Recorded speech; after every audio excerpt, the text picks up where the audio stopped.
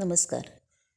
खानदेशी मातीतलं अनमोल रत्न म्हणजे कवयित्री बहिणाबाई चौधरी.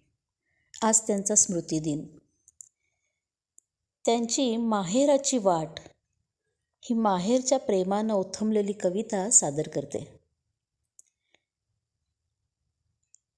आज माहेराले जाणं, झाली झाली हो पहाट, आली आली डोया पुढे माझ्या माहेराची वाट. आज माहेराले जाणं. माहेरच्या वाटेवर चालताना पायानं फोड आले तरी माहेरची ओढच अशी असते की त्या अवस्थेत देखील पाय चालतच राहतात. माझ्या माहेरच्या वाटे जरी आले पायी फोड, पाय चालले चालले जशी माहेराची ओढ. आज माहेराले जाणं.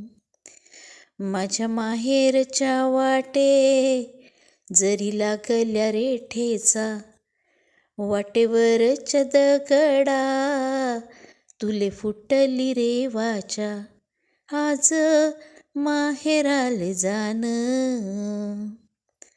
चालताना पायानं जर दगडाच्या ठेचा लागल्या तर तो वाटेवरचा दगड हळहळतो. शेवटी माहेरच्या वाटेवरचा दगड न तो. नीट जाय मायबाई, नको करू धडपड. नीट जाय मायबाई, नको करू धडपड. तुझ्याच मी माहेरच्या वाटवरला दगड. ही आत्मीयता, हा कळवळा, हा जिव्हाळा माहेर वाचून कुठे आढळणार? असं म्हणतात की जवळच्या प्रेमाच्या माणसानं आपली आठवण काढली तर उचकी लागते. तोच अनुभव बहिणाबाई सांगतात. माझ्या माहेरच्या वाटे मला लागली गुचकी, आली उडत उडत एक दिसली सायंकी. आज माहेराले जाणं. ही साळुंकी उडत उडत जाऊन बहिणाबाईंच्या माहेरी त्या येणार असल्याचा निरोप सांगते. उठ उठ भीमा माय, काय घरात बसली. उठ उठ भीमा माय, काय घरात बसली.